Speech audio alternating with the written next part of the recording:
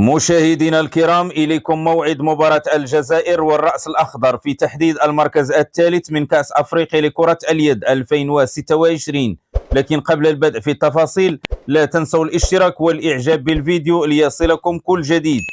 يواجه منتخب الجزائر نظيره منتخب الرأس الأخضر في تحديد المركز الثالث من كأس أفريقيا لكرة اليد 2026 المقامة حاليا برواندا يوم السبت 31 يناير 2026 داخل صالة كيغالي أرينا برواندا.